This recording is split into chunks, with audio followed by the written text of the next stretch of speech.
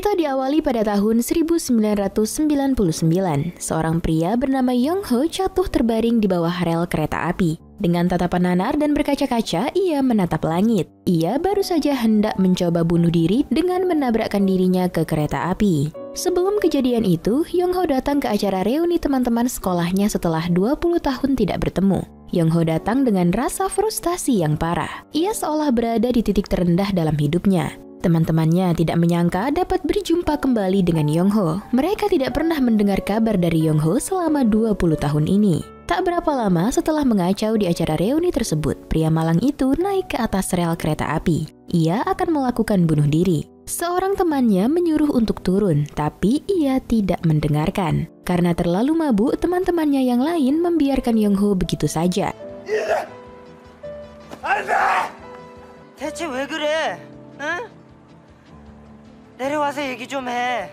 Sebuah kereta datang akan menabraknya, dan Young Ho berteriak ia ingin kembali ke masa lalu. Kemudian kita dibawa ke 3 hari sebelumnya. Saat dalam perjalanan ke suatu tempat, Young Ho mendengar kabar dari radio bahwa teman sekolahnya akan mengadakan acara reuni. Sesampainya ia di tempat tujuan, ia menunggu kedatangan seseorang. Rupanya ia menunggu orang yang membawa senjata api pesanannya. Young Ho adalah pria yang melarat. Dengan uangnya yang tersisa, ia malah membeli pistol itu dan berencana untuk mengakhiri hidupnya. Di dalam mobil, ia berandai-andai akan menembak kepalanya sendiri. Namun Young Ho mengurungkan niatnya. Ia pun mendatangi mantan rekan bisnisnya yang telah membuat bisnisnya hancur. Orang itu berhasil menghindari peluru yang ditembakkan oleh Young Ho. Young Ho merasa hidupnya sudah tidak berarti lagi. Istrinya yang bernama Hong Ja juga sudah tidak mau bertemu dengan dirinya. Hong Ja juga tidak membolehkan Young Ho bertemu dengan anaknya sendiri. Young Ho kembali ke sebuah gubuk tempat yang ia tinggali. Seseorang sudah menunggu kepulangannya. Orang itu terlihat tidak memiliki niat buruk dan Young Ho mempersilahkannya masuk. Namun Young Ho yang curigaan menodongkan senjata kepada orang itu. Ia paranoid, merasa orang itu datang karena diutus oleh seseorang untuk membunuhnya. Young Ho bercerita, ia tidak ingin mati sendirian. Sebelum bunuh diri, ia akan membunuh orang-orang yang sudah mengacaukan hidupnya. Ia mengalami depresi berat karena orang-orang kepercayaannya sudah meninggalkannya. Young Ho tidak ingin lagi hidup menderita. 달러 빚 내주고 고리 뜯어낸 사채업자 그 흡혈귀 같은 새끼 죽여버릴까? 딱 한 놈만 내 저승길에 같이 동행하자. Setelah mendengarkan curhatan Young Ho, orang itu mulai mengatakan bahwa ia adalah suami Sunim. Sejenak, Young Ho terdiam kaget. Suami Sunim lalu memohon agar Young Ho bersedia mengunjungi istrinya yang sedang sakit keras. Dan itu adalah permintaan terakhir Sunim kepada sang suami. Sunim dan Young Ho dulu pernah saling mencintai. Sunim ingin bertemu sekali lagi dengan Young Ho. Selanjutnya, Young Ho bersedia mengunjungi Sunim di rumah sakit. Suami Sunim membelikan Young Ho pakaian baru agar ia tampak rapi ketika bertemu dengan Sunim. Sebelum sampai ke rumah sakit, Young Ho membeli permen min sebagai oleh-oleh untuk ia berikan kepada Sunim. Sesampainya di rumah sakit, Sunim ternyata sudah tidak sadarkan diri. Padahal tadi malam Sunim masih bisa berbicara. Young Ho akhirnya menemui Sunim yang sudah tidak sadarkan diri di ruang ICU. Young Ho memberikan permen min yang ia bawa. Permen itu mengingatkannya kepada Sunim karena dulu ketika Young Ho masih menjalin kasih dengan Sunim, ia sering diberi permen min itu. Sambil menangis, Young Ho pun meminta maaf kepada Sunim. Meski sekarat, Sunim masih bisa mendengar. Ia menangis mendengarkan permintaan maaf dari Young Ho. Sebelum pergi, suami Sunim memberikan sebuah kamera.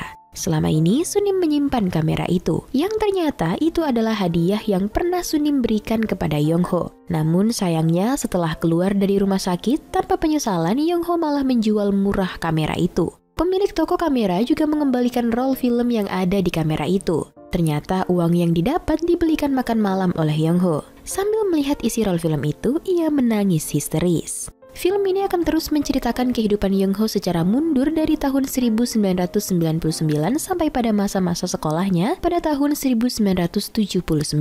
Hingga membuat kita mengerti makna yang sebenarnya terjadi. Betapa kehidupan adalah rantai yang penuh kejutan. Mundur ke tahun 1994.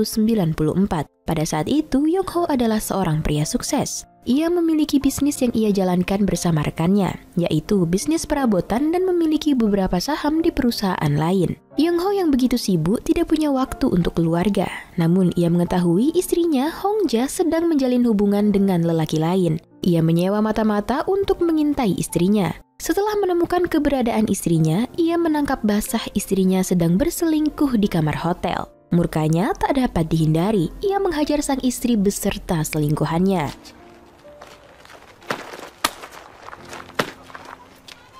Keluar dari hotel, Young-ho seakan-akan memaafkan istrinya dan menyuruh si istri untuk pulang duluan dengan menaiki bus. Lalu Young-ho tancap gas menjalin kasih dengan selingkuhannya.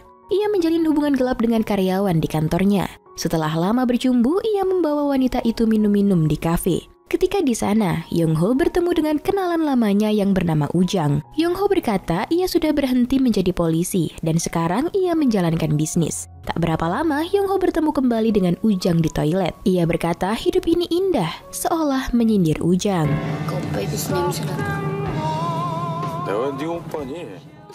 Beberapa hari berlalu, Young-ho mengajak rekan-rekan kerjanya makan bersama di rumah barunya. Bahkan di hadapan rekan-rekannya, ia tanpa malu bertengkar dengan istrinya. Young-ho tentu dapat menutupi perselingkuhannya dengan baik. Karyawan selingkuhannya juga datang dengan santai ke rumahnya. Sebelum makan, Hongja memimpin doa makan bersama. Kelihatannya, Young-ho tidak suka melihat istrinya memanjatkan doa. Daripada mendengarkan istrinya berdoa, ia lebih baik pergi keluar rumah. Waktu lalu mundur kembali di tahun 1987. Saat itu, Young-ho baru mulai berkeluarga. Hongja juga sedang mengandung anak mereka. Pada masa itu, sedang marak-maraknya demonstrasi besar-besaran di seluruh Korea yang menentang rezim otoriter yang selama ini berkuasa. Young-ho bekerja sebagai polisi.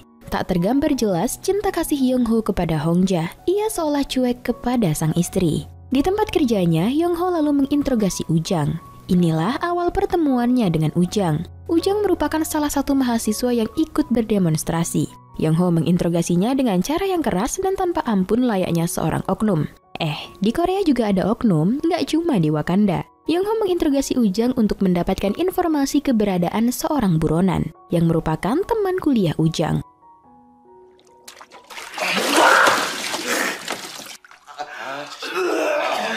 김원식이 어디 있는 것만 빨리 말해.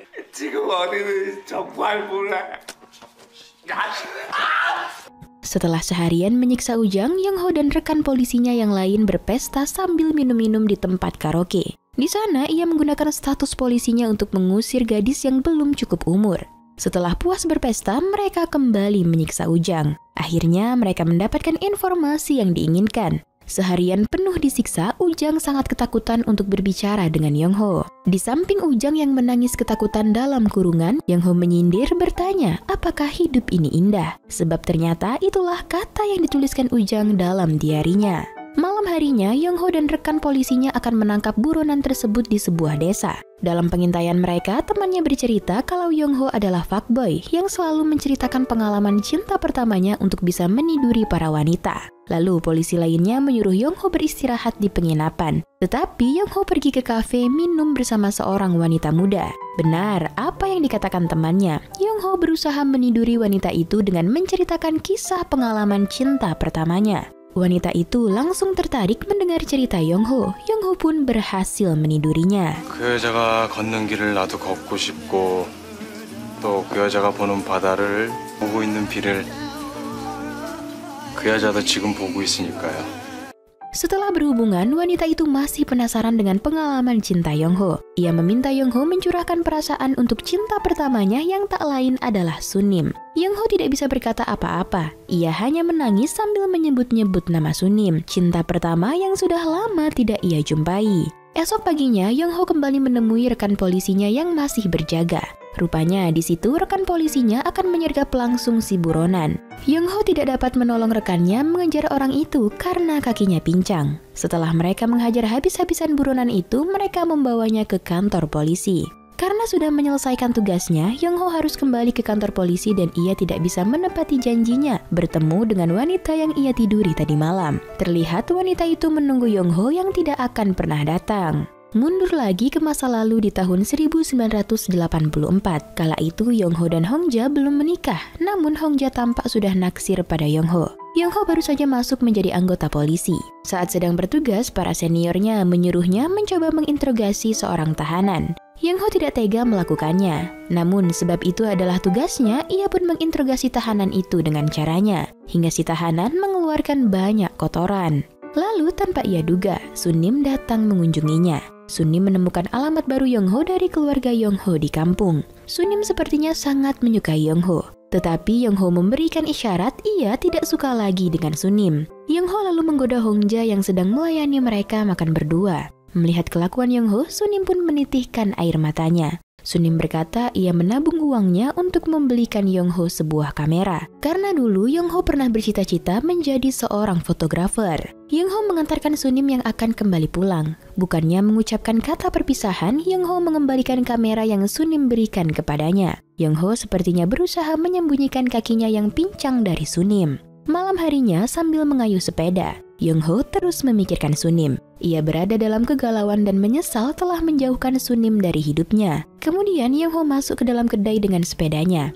Di dalam, polisi seniornya sedang berpesta sambil minum-minum. Bukannya ikut bergabung, ia tiba-tiba mengamuk dan menyuruh seniornya bersikap formasi layaknya tentara yang akan baris berbaris. Young-ho berkata ia ingin mendisiplinkan mereka. Setelah semua kembali tenang, Young-ho dan Hongja tidur bersama di hotel. Sudah kebiasaan Hongja, ketika melakukan sesuatu, ia memulainya dengan berdoa, bahkan ketika akan bercinta. Kita kembali dibawa mundur di tahun 1980. Sunim datang mengunjungi Young-ho yang sedang menjalani wajib militer. Tetapi ia tidak diperbolehkan masuk karena pada saat itu dalam kondisi siaga perang. Hari itu juga pasukan Young-ho ditugaskan menuju zona merah. Saat bersiap akan berangkat, terlihat Young-ho rupanya mengumpulkan permen-permen min yang pernah diberikan oleh Sunim.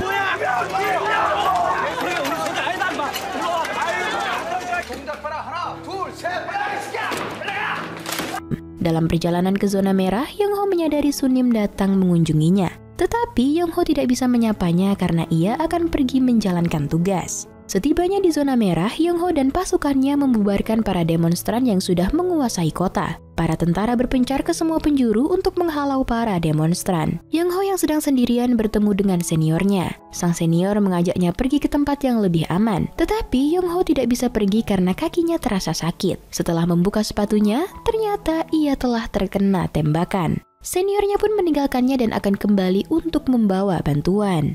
Young-ho yang sendirian sepintas melihat Sunim dari kejauhan. Namun ternyata yang ia lihat adalah seorang pelajar yang sedang bersembunyi dari para tentara. Pelajar itu memohon agar Young-ho mau melepaskannya pergi. Merasa kasihan, Young-ho pun menyuruhnya segera pergi. Tapi tanpa terduga, pelajar itu tertembak peluru yang ditembakkan oleh Young-ho. Pelajar itu pun tewas di tempat. Young-ho tidak menyangka niat baiknya membuat seseorang terbunuh. Ia mengalami trauma yang berat dengan peristiwa itu.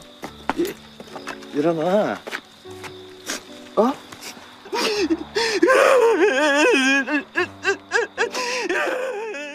Waktu mundur kembali ke tahun 1979.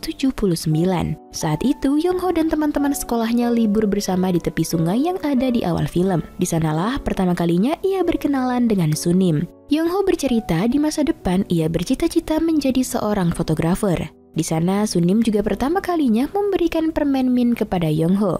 Meski senang, tapi Young-ho merasa aneh. Ia merasa sudah pernah menginjakkan kaki di tempat itu. Young-ho pun ikut bernyanyi dengan bahagia bersama teman-temannya sambil sesekali melirik ke arah Sunim pujaan hatinya. Masa-masa itu merupakan masa yang paling indah bagi hidupnya. Young-ho pun pergi ke bawah rel kereta. Dengan tatapan nanar dan berkaca-kaca, ia menatap langit. Lalu film pun tamat. 꿈이었을까요? 영호 씨 그 꿈이요. 좋은 꿈이었으면 좋겠어요. Wait. Sebelum masuk pada review kami dan pembahasan filmnya, kalian kasih komentar dulu ya tentang filmnya. Apa sih menurut kalian arti dan makna dari film ini? Tulis di kolom komentar sekarang ya. Peppermint Candy adalah sebuah film Korea Selatan yang diproduksi pada tahun 1999. Film kedua dari sutradara kelas atas dan terkenal Korea, Lee Chang-dong. Lee Chang-dong memang dikenal akan karya-karyanya yang cerdas dan cenderung membuat penonton jadi mikir, hingga menimbulkan banyak tafsiran. Kalian juga bisa menonton film karya Lee Chang-dong lainnya di channel UBR Entertainment. Yang tak kalah bagus, bahkan bisa menembus Oscar yaitu Burning 2018 dan Secret Sunshine tahun 2007. Didorong oleh kesuksesan debut film sutradara Lee Chang-dong yaitu film Green Fish, Peppermint Candy terpilih sebagai film pembuka Festival Film Internasional Busan dalam pertunjukan pertamanya pada tahun 1999. Film tersebut berhasil memenangkan berbagai penghargaan di Festival Film Internasional Karlovy Vary dan memenangkan penghargaan Grand Bell Awards untuk film terbaik tahun 2000. Ya, memang pantas sih Lee Chang-dong disebut sebagai insan film yang berpengaruh dan pengubah industri perfilman Korea yang telah berjalan seabad terakhir. Film Peppermint Candy dibuka dengan musik pengiring yang indah yang juga mempercantik setiap perpindahan segmen filmnya pada alur mundur. Film ini membagi segmen-segmennya secara reverse kronologi. Tiap segmen memiliki benang merah dengan segmen lainnya. Misalnya saja segmen pertama Dharma Wisata yang tersambung dengan beberapa segmen lainnya. Atau segmen kedua yang memperlihatkan pincangnya kaki Young-ho yang kemudian akan dijelaskan dari mana asalnya kepincangan tersebut. Penonton akan dibawa menelusuri bagian dari hidup Young-ho. Hal-hal yang membawanya mengarah kepada kehancuran yang membuat Young-ho ingin mengulang kembali kehidupannya. Bagi yang udah nonton secara langsung tentu yakin bahwa kehadiran kereta api berjalan dan permen min itu adalah penting. Menandakan bahwa dalam hidup ini banyak sesuatu yang kecil terhubung pada sesuatu yang besar. Kita selalu ingin bisa kembali ke masa lalu. Tak jarang kita merasa masa lalu jauh lebih indah daripada masa yang kita jalani sekarang. Kita juga tidak akan pernah tahu apa yang terjadi di masa depan. Tapi siapa yang tahu bahwa sesuatu yang kecil akan kita temukan kembali dan berdampak pada masa depan kita.